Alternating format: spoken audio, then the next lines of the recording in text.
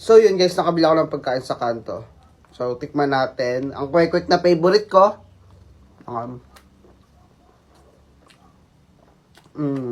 I-rate ko siya 7 out of 10 muna sa akin ngayon kasi hindi na siya mainit. I-keep din tayo dito. Tikman din natin. Uy! Ay magpakuha. So yan ang cute ng kikiam. Parang gentong kalaki yung uy! Di ka gaganyan. Hindi, parang gentong kalaki yung darili ko. Ayan. 8 out of 10 para sa kikiam. Ang tigas niya kasi pero masarap naman. Siyempre meron din tayong kamares. Ayan. Tikman din natin.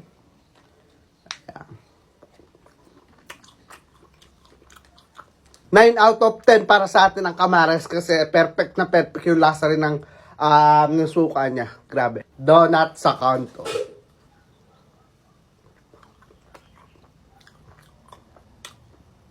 Pwede na siya ha. Sarap. Sarap. 9 out of 10 ang ating donut. Ang sarap niya kasi. Ay, naka-play pala. Love, thank you. Thank you for what? Thank you kasi lagi kang nandyan para sa akin. Pinapasaya mo ako. Yun lang ba? Mahal kita eh. Magpapabebe ako. Love, akala ko nga noon hindi tayo magiging tayo kasi ang gwapo mo, ako pangit. Love, ito tandaan mo ha, hindi ako natingin sa panlabastaan nyo. So pangit talaga ako? Ha?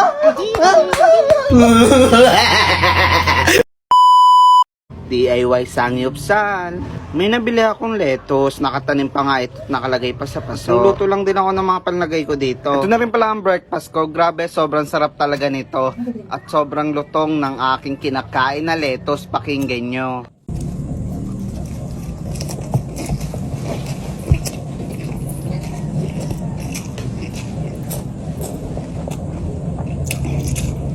Dalawang klaseng lettuce yung nabili ko na nakalagay pa sa paso. Grabe, sobrang sarap talaga. Sabi ko, magda-diet na ako pero hindi ko talaga magawa. Masarap naman parehas yung lettuce. Syempre, lalo na yung kung ano yung nilalagay ko. Mas nagustuhan ko yung isa, yung color violet. Pero kung masarap ang lettuce, syempre, mas masarap ako. Eme! Sobrang namiss ko lang din talaga ang samgyupsal. Mahilig din ako magsal. Eme!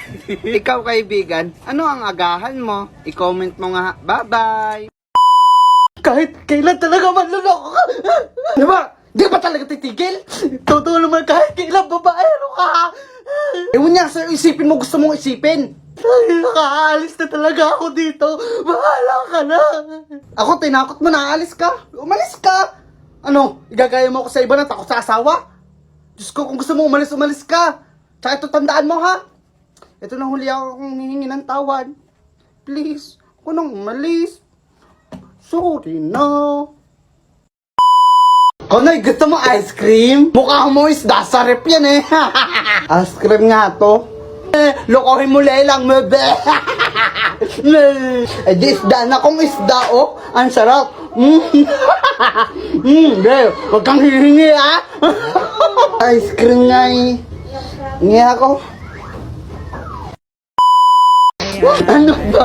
Hilig mo talagang amoy yung kilikili ko. Ay, napakalandi. Alam mo, bes, lahat tayo may tagling nakalandian. Pero ako sa mahal ko lang. Ikaw kasi kahit sino na lang, kahit di mo boyfriend. Alam ko na alam mong libre maging tanga, pero ang masama dong balak mong araw-arawin pa. Kala ko ba, kayo magtatrabaho na ka mo.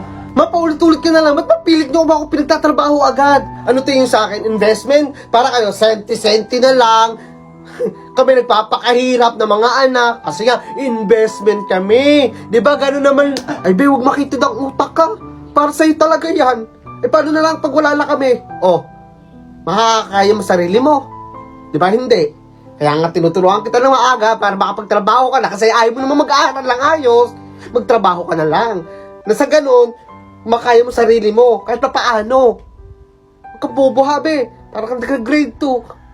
Tsaka anak, na edad na ako, natanda na nanay mo. Baka bukas makalawa, hindi na ako makapagtrabaho. Baka bukas makalawa, hindi na kita masuportahan. Kaya tinuturuan kita.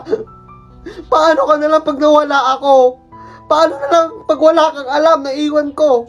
Tanga ka pa naman.